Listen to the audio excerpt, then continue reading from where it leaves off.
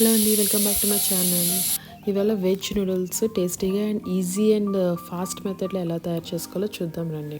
So first అయితే మీకు ఏం వెజిటేబుల్స్ కావాలంటే ఆ వెజిటేబుల్స్ తీసుకోండి. నేనైతే కొంచెం కలర్ఫుల్గా ఉంటుందని మొత్తం అన్ని టైప్స్ ఆఫ్ వెజిటేబుల్స్ తీసుకున్నాను. సో వెజిటేబుల్స్ అయితే చాలా సన్నంగా కొంచెం పొడుగ్గా కట్ చేయాలన్నమాట. నూడిల్స్కి టేస్టీగా ఉంటుంది.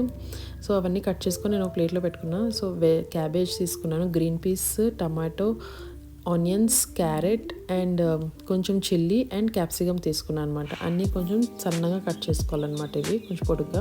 అండ్ దాంతోపాటు వెల్లుల్లిపాయలు తొక్క వలిచేసి చిన్న చిన్న ముక్కల కింద కట్ చేసుకోవాలన్నమాట. సో ఇవన్నీ కట్ చేసి పక్కన పెట్టేసుకుంటాం కదా. తర్వాత ఇవన్నీ ఒక బౌల్లో తీసుకోవాలి. ఫస్ట్ ఏదైనా ఇవన్నీ పెట్టడానికి ఒక పెద్ద బౌల్లో తీసుకోండి, ఎందుకంటే దాంట్లో సాసెస్ అన్నీ వేయాలి నెక్స్ట్. సో కలపడానికి కొంచెం వీలుగా ఉండాలన్నమాట మీకు. సో ఫస్ట్ అయితే నేను రెడ్ చిల్లీ సాస్ తీసుకున్నాను. సో ఈ క్వాంటిటీ అనేది మీకు కారం తగ్గట్టుగా తీసుకోవచ్చు అనమాట. కారం ఎక్కువ తినేవాళ్ళు కొంచెం సాస్ ఎక్కువ వేసుకోవచ్చు. నేనైతే 1.5 కప్ వేస్తున్నాను ఇక్కడ red chilli sauce. So next అయితే సాయ్ సాస్ కూడా అనమాట. కొంతమందికి సాయ్ సాస్ టేస్ట్ అంత నచ్చదు, బట్ నూడిల్స్లో సాయ్ సాస్ లేకపోతే ఆ టేస్ట్ రాదనమాట. సో నచ్చిన వాళ్ళు ఎక్కువ వేసుకోవచ్చు. మాకైతే కొంచెం సాయ్ సాస్ ఇష్టం కాబట్టి 1.5 కప్ వేసుకున్నాం. Next green chilli sauce. So green chilli sauce కూడా కొంచెం ఎక్కువ వేసుకుంటే స్పైసీగా వస్తుంది అనమాట నూడిల్స్ టేస్ట్. సో ఇవన్నీ వేసుకొని మొత్తం కలిపేసుకోవాలి బాగానే.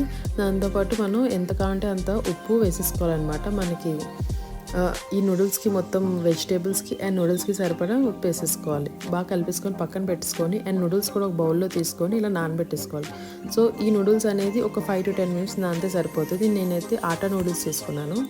నెక్స్ట్ ఇలా స్ప్రింగ్ ఆనియన్స్ కూడా కట్ చేసి పక్కన పెట్టేసుకోండి తర్వాత గార్నిషింగ్కి.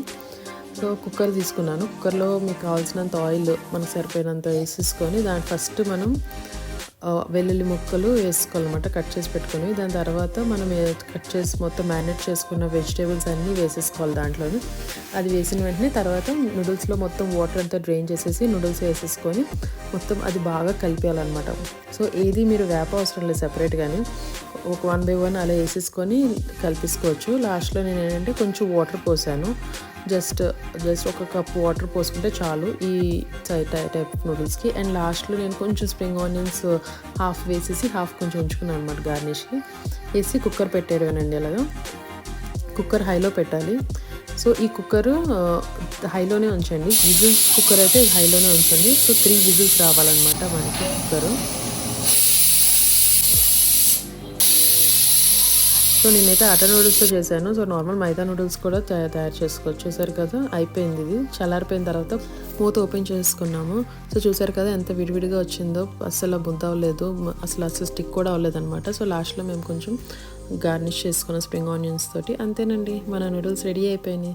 ప్లేట్లో పెట్టుకొని ఆనియన్స్ తింటే అసలు ఎంత బాగుందో తెలుసా, సూపర్గా ఉన్నది టేస్ట్ అయితే. మీరు కూడా ట్రై చేయండి తప్పకుండా.